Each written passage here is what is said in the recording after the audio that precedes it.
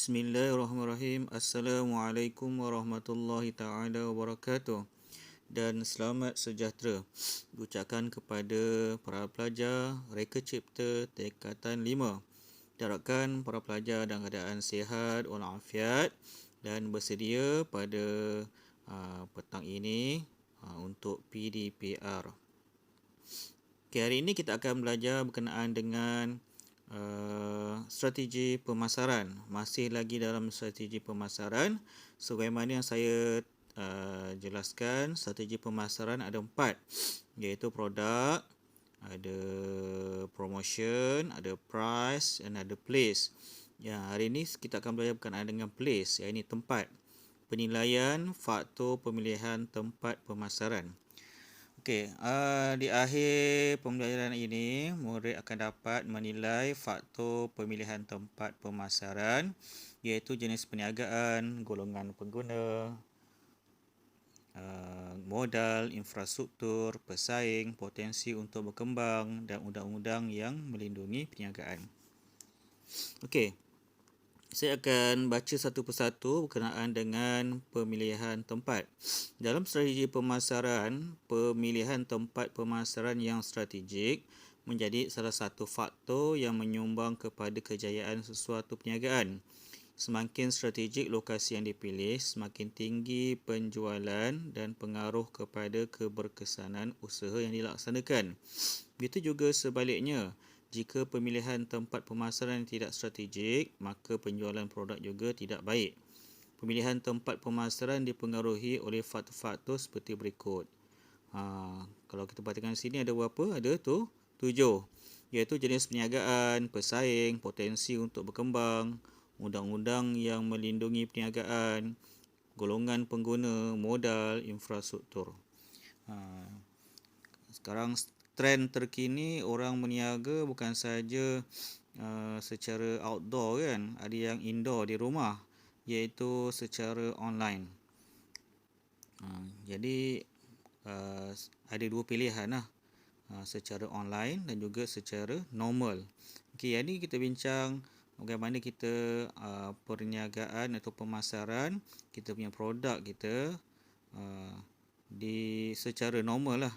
Okay, yang pertama kita tengok satu persatu, iaitu undang-undang yang melindungi perniagaan. Bagi memastikan keselamatan daripada jenayah seperti kecurian dan rompakan, peniaga perlu memastikan terdapat undang-undang yang melindungi perniagaan mereka di tempat mereka ingin membuat pemasaran. Okey, sudah tentulah faktor keselamatan adalah penting ketika kita nak pasarkan produk kita. Contohnya lokasi yang sesuai lah, dan yang sesuai untuk kita berniaga adalah kat mana? Di pusat beli belah shopping complex. Kalau kita tengok dekat Ion, Jasco kan, IKEA, Tesco, kat situ ada apa yang peraturan undang-undang keselamatan yang dilindungi. Itu dah tentu ada security, iaitu pengawal keselamatan. Ada CCTV. Kita rasakan kalau berniaga kat dalam tu adalah lebih selamat kan daripada kecurian. Dan kalau peniaga-peniaga di tepi jalan kan, di jalan-jalan besar ataupun di taman-taman, biasanya mendapat permit dan juga kebenaran daripada Majlis Daerah Pontian. Itu undang-undang lah, undang-undang setiap daerah, setiap majlis perbandaran, majlis daerah itu lebih kurang sama kan, tidak boleh berniaga secara tidak sah. Okay, yang kedua, potensi untuk berkembang.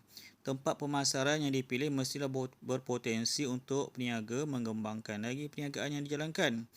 Dah tentulah kita nak tengok lokasi itu mesti lokasi yang strategik. Kita rasakan boleh berniaga tak kat situ, sesuai tak berniaga kat situ.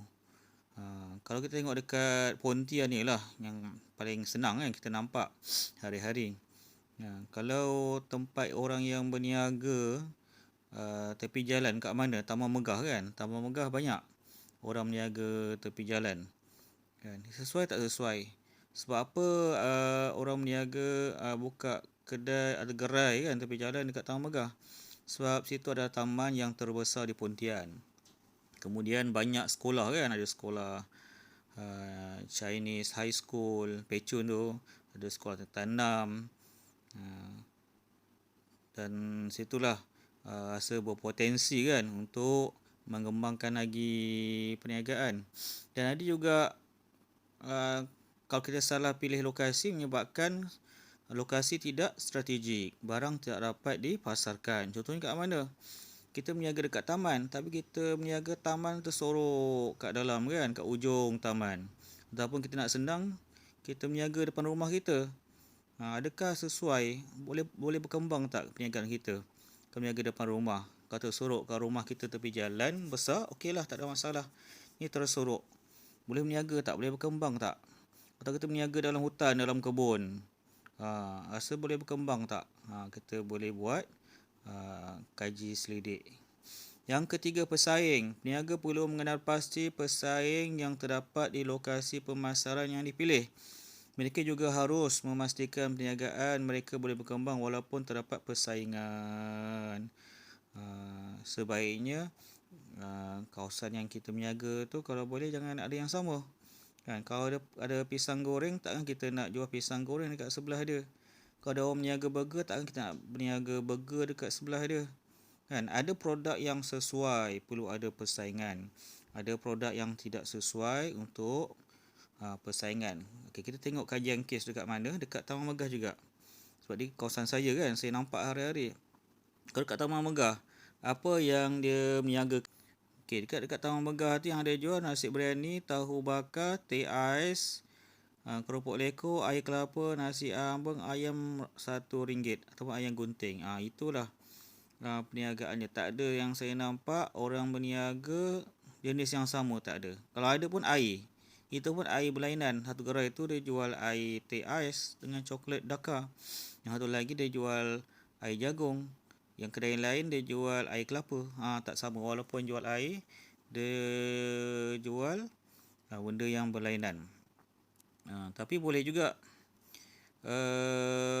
meniaga produk yang sama. Kalau tengok depan Masli tu ada deretan kedai jual buah-buahan. Ada kan, nampak kan? Kat situ. Sebab apa mereka jual produk yang sama? Sebab situlah one stop center. Satu tempat perhentian untuk mencari buah-buahan. Walaupun ada 3-4 kedai yang menjual buah-buahan, tetapi tak ada masalah. Yang dia boleh berkembang walaupun mendapat persaingan. Orang banyak pilihan kan untuk pergi kedai yang mana. Harga pun lebih kurang sahaja. Okey, faham ya? Okey, yang 4, jenis perniagaan. Tempat perniagaan yang dipilih mestilah sesuai dengan jenis perniagaan yang dijalankan. Okey, jenis perniagaan apa yang nak dijual mesti sesuai kan. Ada produk yang tak sesuai yang kita berniaga kan. Ada produk yang sangat-sangat sesuai. Itu paling penting kan, jenis perniagaan nak jual apa. Contohnya apa? Kalau kat pasar Lambak, pasar malam, kalau kita pergi setiap hari Isnin dan Jumaat tu, biasanya ada barang-barang makanan, baju, kasut, sayuran, ikan dan sebagainya. Apa perniagaan yang tak sesuai dekat pasar malam tu? Nak jual kereta sesuai tak? Kalau tak sesuai, tak perlu kan. Contoh nak jual komputer dekat pasar malam, tak pernah dibuat oleh orang. Menjual komputer, menjual handset dekat pasar malam. Tapi kalau menjual aksesori telefon bimbit dan juga aksesori komputer tu adalah sikit-sikit kan. Secara yang murah-murah je lah, bawah RM10, earphone, charger, ada power bank. Okey lah, tak ada masalah. Ataupun dekat Pontian ni, okey, orang jual ada ni showroom BMW, Mercedes. Tak sesuai. Sebab apa? BMW, Mercedes ni sesuai dekat mana? Dekat bandar-bandar besar, Kuala Lumpur, dekat Putrajaya, dekat Johor Bahru, tu baru ada. Ataupun dekat Pontian ni nak letak shopping complex, Ion, Jasco kan, Tesco, sampai sekarang lah tak ada. Yang ada Billion tu pun dah tutup. So apa? Tak berapa sesuai. Orang lebih suka pergi ke Johor Bahru kan, sebab banyak pilihan. Kawasan yang lagi besar. Dan Johor Bahru sebab apa? Boleh meniaga shopping complex yang besar-besar.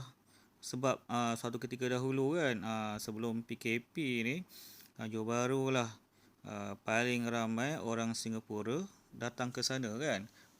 Customer-customer, pelanggan-pelanggan daripada Singapura datang ke sana untuk mencari barang, membeli belah. Itu yang paling sesuai. Okey, seterusnya golongan pengguna. Pemasaran yang hendak dilaksanakan mestilah mengambil kira golongan pengguna yang berkeperluan paling tinggi terhadap jenis perniagaan yang dijalankan. Okey, tengok jugalah golongan pengguna kau nak berniaga tu. Kawasan tu kawasan kampung ke, taman ke, bandaraya ke, bandar. Tengok kesesuaian. Takkan nak di kampung kita nak jual kereta kan, tak sesuai. Takkan dalam hutan kita nak jual komputer dekat orang asli, tak sesuai. Ataupun tengok kalau taman tu, taman kecil ke taman besar. Kalau taman besar, macam-macam lah kita boleh niaga. Kalau dekat taman megah ni, macam-macam perniagaan. Ada pasar kan, mini market berapa, ada 5-6 buah mini market. Sebab apa? Penduduknya ramai. Ada kedai kek, ada restoran, ada car wash. Cuma satu je tak ada. Dobi je tak ada kan. Kalau nak pergi Dobi, pergi dekat Taman Seri Aman. Tengok kesesuaian. Sama ada kawasan tersebut kawasan bandar ataupun kawasan luar bandar. Okey, modal. Modal yang ada pada peniaga juga menentukan pemilihan tempat pemasaran. Okey, semakin banyak modal yang ada, semakin banyak tempat pemasaran yang boleh dipilih oleh peniaga. Okey. Kalau modal kecil, kita meniaga kecil-kecilan. Kalau modal besar, kita boleh meniaga secara besar-besaran. Contohnya kalau kita banyak ada beratus-ratus ribu, kita boleh buat franchise kan. Kita beli franchise McDonald ke, KFC ke, franchise apa lagi, Secret Recipe ke, T-Life ke, kita boleh. Tapi harganya mahal lah. Yang Cool Block pun dah dekat 100,000 franchise dia. Apalagi yang besar macam McD tu, KFC, lagilah besar. Mary Brown lagilah beratus-ratus ribu dia punya franchise dia. Tengok modal kita. Okey, seterusnya infrastruktur. Kemudahan yang sedia ada pada lokasi yang dipilih mestilah memberi kelebihan kepada jenis perniagaan yang ingin dilaksanakan. Tengok, mesti ada infrastruktur. Kalau tak ada infrastruktur, susahlah nak berniaga. Nak berniaga mesti ada jalan raya kan. Kalau tepi jalan lagi sesuai. Mesti ada, kalau kita sambil berniaga kita nak buat promosi, mesti ada line internet yang baik kan. Ataupun kemudahan elektrik ataupun bekalan air, mesti ada. Lain-lain, kalau ada tempat untuk solat kan, surau dan sebagainya pun, ataupun tandas ke, boleh mempengaruhi lokasi tempat perniagaan. Okey, 7 perkara yang saya telah terangkan ni. Lebih kurang 14 minit. Okey, sebagai latihan. Okey, latihan di sini. Okey, muka surat 94. Latihan yang dalam Bitara waktu. Okey, tengok soalan dia. Ali merupakan seorang usahawan yang bercadang untuk membuka sebuah kedai mencuci kenderaan di Bandar Seri Alam. Berdasarkan Rajah 4, kenal pasti satu tempat yang sesuai untuk Ali mulakan perniagaannya dengan menanda X di Rajah 4. Okey, kat mana paling sesuai? Kalau kat sini kita nampak apa? Ada apa? Ada sekolah menengah. Okey, ada sekolah rendah, ada taman perumahan, ada balai polis, ada stesen minyak, ada klinik ataupun hospital. Okey, kat bahagian atas tu ada apa? Stesen bas, masjid, pejabat pos, ada taman. Okey, sebelah stesen minyak tu ada apa? Lambang apa tu? Okey, itu lambang tak apa jelas, tu sebenarnya CIMB Bank. Di atas CIMB Bank tu ada apa? Ada Bank Rakyat. Kemudian sebelah Bank Rakyat tu ada KFC. Dan bawah KFC tu ada apa? Ada food court, kedai makan. Jadi kat mana yang paling sesuai? Kat sini. Okey, saya tandakan lah, senang. Tak nak buang masa. Okey, ni yang paling sesuai. Okey, saya tandakan iaitu antara stesen minyak dengan kedai makan. Yang saya tandakan pangkah tu iaitu bawah bawah bank CIMB dan di sebelah dengan bank rakyat. Okey, tengok soalan dia. Terangkan dua alasan pemilihan tempat yang dicadangkan di 3A berdasarkan faktor infrastruktur. Okey, sebab apa car wash ataupun pusat cuci kenderaan sesuai dekat situ? Okey, dari segi infrastruktur, sebab apa? Ada bank dan kedai makan, pengguna boleh mengeluarkan duit. Nak bayar tu kan. Sambil basuh kereta boleh keluarkan duit, dan juga boleh sementara menunggu kereta dicuci boleh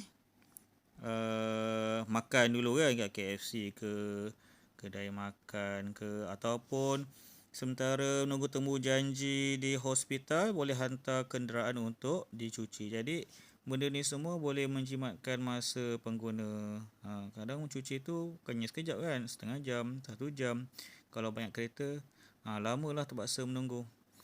Jadi, okey, yang kedua, golongan pengguna. Okey, golongan pengguna. Sebab apa sesuai kat situ? Pengguna kawasan bandar yang sentiasa sibuk dan tak ada masa memerlukan perkhidmatan cucian kenderaan. Tengok sesuainya dekat bandar, kerana orang bandar ni kadang tak ada masa. Kalau orang kampung mungkin kerjanya kerja kebun kan, tak perlu datang hari-hari kan. Jadi mungkin ada masa lah untuk mencuci. Jadi kat situ juga kita tengok ada apa? Ada penjawat awam, okey, staf-staf kerajaan. Mungkin guru-guru kan, sekolah menengah, guru-guru sekolah rendah. Ada klinik kerajaan. Ada pejabat pos pun, penjawat awam. Dan mereka biasanya kereta kenderaan mereka hendak sentiasa bersih, tapi tak ada masa lah kan. Tak ada masa untuk mencuci sebab mereka kerja office hour, balik dah penat. Jadi dia hantar ke tempat cuci kereta. Okey, itulah golongan pengguna yang saya cerita tadi. Kawasan bandar sibuk dengan pekerjaan, tak ada masa. Kemudian banyak penjawat awam yang kerja office hour kan, tak ada masa untuk mencuci. Okey, persaingan. Ada persaingan tak situ? Tak ada persaingan. Hanya dia kalau nak buka car wash, itulah dia, tiada persaingan. Pengguna tak ada pilihan. Itulah kerana tak ada persaingan, ia menjadi tumpuan kepada semua customer dan lebih menguntungkan. Tak ada persaingan, lebih menguntungkan. Okey, saya nak cepatkan habis. Senaraikan 3 cara yang boleh dijalankan sekiranya ahli ingin mempromosikan perniagaan itu melalui kaedah jualan. Okey, sebelum ni kita dah belajar kan kaedah promosi jualan. Kan ada kupon, ada hadiah percuma, ada diskaun dan sebagainya. Okey, apa yang paling sesuai kat sini? Okey, apa nak buat kalau awak buka car wash dekat sini? Okey, biasanya kalau car wash ni dia buat apa? Diskaun kan. Kalau basuh kereta, okey, RM6. Kalau basuh kereta luar dalam, mungkin dapat jimat kan, RM12 saja, 13. Kau tambah lagi dengan apa tu, basuh enjin atau basuh bawah kereta, mungkin ada diskaun dia. Jadi kat sini jawapan dia yang pertama, diskaun. Okey, kedua, ada tawaran. Tawaran percuma. Contohnya cuci 10 kali percuma 1 kali cucian. Contohnya. Ni tawaran percuma, jawapan dia nombor 2 tu kan. Tawaran contohnya 10 kali cuci percuma 1 kali cuci. Ada dia punya kupon dia, ada dia punya chop dia ataupun stiker dia letak dekat kupon tu. Berapa kali telah dicuci. Ada kan? Okay, yang ketiga jawapan dia boleh buat hadiah percuma kan. Hadiah percuma. Sekali cuci dapatlah hadiah. Bagilah apa-apa kan hadiah. Ataupun tawaran pembelian dengan pembelian. Cuci kat situ, mungkin kat situ boleh beli sabun kan. Beli sabun untuk kilatkan tayar. ataupun boleh beli wiper dengan harga yang lebih murah daripada pasaran. Itu antara jawapan dia, iaitu tawaran pembelian dengan pembelian ataupun hadiah percuma. Jadi itulah sahaja. Dan yang terakhir sekali, jangan lupa, okey, yang ni ada antara soalan dia, awak boleh buat dalam soalan Bitara tu. Tengok balik soalan halaman berapa. Dan sekarang dah berapa minit dah? Dah 20 minit. Okey, saya sudahi kelas PDPR pada hari ini. Diharapkan yang soalan yang ni para pelajar dapat buat lah berdasarkan video yang saya terangkan ni. Okey, dengar balik, boleh ulang-ulang kali dengar dan tuliskan dan jawab soalan ini. Sekian saja, terima kasih kepada pelajar semua kerana membuka video ini dan mendengar dengan teliti. Saya sudahi dengan wabillahi taufiq wal hidayah. Assalamualaikum warahmatullahi taala wabarakatuh.